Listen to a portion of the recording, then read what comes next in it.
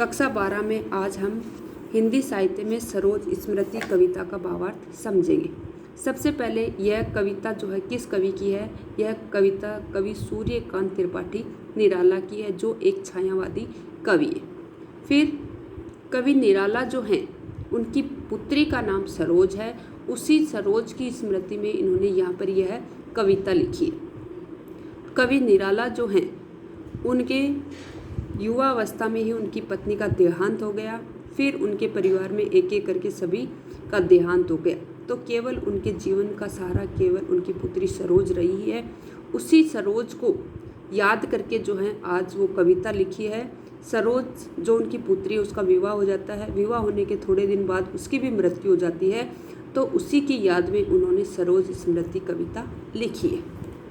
तो हम यहाँ से इसका अर्थ समझते हैं। देखा विवाह है आमूल नवल।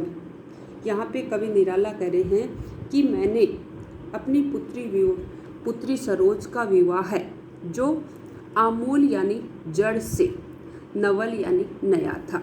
कि मैंने अपनी पुत्री सरोज का जो विवाह देखा वह आमूल यानी पूरी तरह से एकदम नया था। एकदम नया कैसे था कि और जो विवाह होते उनसे अलग हटकर था। यहाँ पे अपनी पुत्री को ही याद करके कह रहे हैं, तुझ पर शुभ पड़ा कलश का जल। कि जब तुम्हारा विवाह हो रहा था तो ऐसा लग रहा था कि तुम्हारे ऊपर शुभ कलश का जल जो है वह छिड़का गया हो। देखती मुझे तू हंसी मंद, कि हे पुत्री तू मुझे हमेशा जो है मंद मंद मुस्कुराकर या हंसकर जो है देखती हो। जब तुम मंद मंद हंसकर देखती हो तो ऐसा लगता है होठों में बिजली फंसी इस्मद यानी काँप रही हो, जैसे तुम्हारे होठों में बिजली काँप रही हो। उर में भर झूली छवि सुंदर, उर यानी हृदय में, तुम्हारे हृदय में झूली यानी झूल रही थी छवि सुंदर। छवि सुंदर यानी प्रिय की सुंदर छवि तुम्हारे हृदय में झूल रही थी। ये किस समय का वर्णन है? जब सरोज का विवाह हो रहा था। प्रिय की अशब्द श्रृंगार मुखर। प्रिय का मतलब है यहाँ पर दाम्पत्य जीवन का जो सुख है वो अशब्द बिना शब्दों के श्रृंगार मुखर तुम्हारे श्रृंगार के द्वारा मुखरित हो रहा था। कि तुम्हारे दाम्पत्य जीवन का जो सुख है वह बिना किसी शब्द के तुम्हारे श्रृंगार के द्वारा मुखरित हो रहा था या प्रकट हो रहा था। तू खुली एक उच्छ्वास संग, तू खुली एक उच्छ्वास संग यानी तुम मधुर भाव से खिलती लग रही थी। विश्वास स्तब्ध बंद अंग अंग, बंद यानी बंधा हुआ है, अंग अंग यानी प्रत्येक अंग में क्या बंधा हुआ है? विश्वास। कि हे पुत्री तुम्हारे प्रत्येक अंग में जो विश्वास है वह बंधा हुआ है। नत नयनों से आलोक उतर। नत नयन, नत यानी झुके हुए, नयनों से यानी नेत्रों से, आलोक यानी प्रकाश, उतर यानी उतर रहा था। कि तुम्हारे जो नेत्र हैं वो लज्जा व संकोच से झुके हुए थे, उनमें ऐसा लग रहा था जैसे नया प्रकाश जो है उतर आया है। कांपा अधरों पर थरथर, और वह नया प्रकाश उतरकर कहाँ पर? तुम्हारे अधरों पर यानी होठों पर थरथर कांप रहा था। देखा मैंने वह मूर्ति धीति, मूर्ति यानी मूर्ति, धीति यानी धैर्य की। उस समय मुझे जो है तुम में धैर्य की मूर्ति के दर्शन हुए। मेरे वसंत की प्रथम गीति।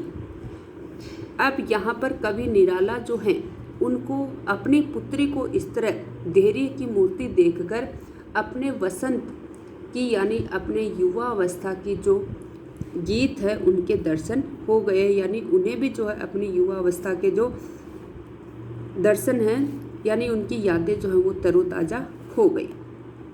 श्रृंगार रहा जो निराकार, रस कविता में उच्छ्वसित धार। यहाँ पे कवि निराला कह रहे हैं कि मेरी कविता में जो रस की धारा बहती है और जो कैसी है? निराकार है, यानी जिसका कोई आकार नहीं है, आज वो तुम्हारे श्रृंगार के द्वारा मुखरित हो रही है।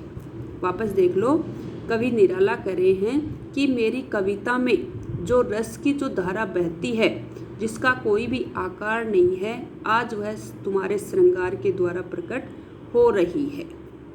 गाया स्वर्गीय प्रिया संग। गाया यानी जो गीत मैंने अपनी स्वर्गीय पत्नी के संग गाया था, भरता प्राणों में राग रंग, वह आज भी जब मैं उसको याद करता हूँ तो वह मेरे अंदर प्रेम का संगीत भर देता है।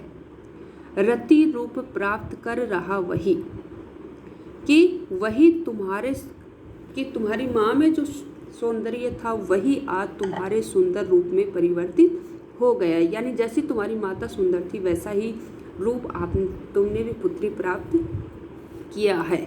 आकाश बदलकर बना मही। यहाँ पर आकाश बताया है कवि निराला ने अपनी पत्नी को, और मही बताया है अपनी पुत्री सरोज को, कि आज मेरी जो पत्नी है वो आकाश से बदलकर क्या बन गई है, पृथ्वी बन गई है। यानी मेरी पत्नी का रूप आज मेरी पुत्री सरोज ने प्राप्त कर लिया है। हो गया ब्याह। ब्याह यानी विवाह। विवाह संपन्न हो गया। आत्मीय सौजन कोई थे नहीं। अब यहाँ पर विवाह की विशेषता बता रहा है कि उस विवाह में कोई भी अपना आत्मीयजन या सौजन जो है कोई भी नहीं था। क्यों नहीं था इसका कारण बताया है। न आमंत्रण था भेजा गया, क्योंकि उन्होंने अपनी पुत्री के विवाह में किसी को भी आमंत्रित नहीं किया था, किसी को भी निमंत्रण नहीं दिया था। विवाह राग भर रहा न घर, निसी दिवस जाग। और ना ही विवाह के जो गीत हैं वो गाए गए थे, और ना ही निसी दिवस यानी रत जगा, जाग यानी किया था, कि इस विवाह में ना तो किसी को बुलाया गया था, ना ही किसी तरह के कोई गीत गाए गए थे, और ना ही कोई रत जगा किया गया था।